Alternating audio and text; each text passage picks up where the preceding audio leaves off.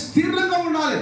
ఈరోజు ఎట్లున్నావో ఈ యొక్క సంవత్సరం అంతా అంతే ఉండాలి, లైఫ్ టైం అంతే ఉండాలి. దేవునికి స్తోత్రం కలుగుతుంది కాక. హల్లెలూయా. అందుకే దావీదు అంటాడు, అయ్యా నా మనసు ఎందుకో చంచలంగా ఉందయ్యా, ఏదో చూడాలని ఆశిస్తుంది, నా డైవర్ట్ అయిపోతాను. దావీదు అంటాడు, పిల్లరా నా మనసులో వేరొక స్వభావం ఉంటాడు. ఆయన ఒక గొప్ప దైవజనుడు, ఒక గొప్ప దైవజనుడు.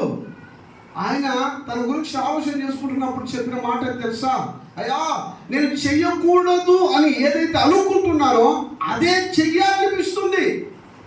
ఏది ఇది అంటే ఇంకొక నియమం నాలో పనిచేస్తుంది అంటాడు ఆయన. దేవునికి స్తోత్రం. హల్లెలూయా. క్రీస్తు నియమం ఏం చెప్తుందంటే నువ్వు క్రీస్తుకు లోబడు అని చెప్తుంది, యేసయ్య మాట విను అని చెప్తుంది. అయితే ఇంకొక నియమం ఉంది, అదేం చెప్తుంటుందంటే నువ్వు ఏదైతే చేయకూడదని తీర్మానం చేసుకుంటావో అదే చెయ్యి అంటుంటుంది, అదే ప్రేరేపిస్తుంటుంది, దాని వైపు ఆకర్షిస్తూ ఉంటుంది. అయితే నువ్వు దాన్ని జయించాలంటే నీ బలం సరిపోదు, నీ శక్తి సరిపోదు. ఏం చేయాలి తెలుసా?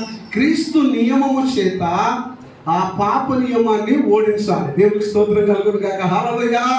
అప్పుడే నీ అంతరంగంలో స్థిరమైన మారు మనసు కలుగుతుంది.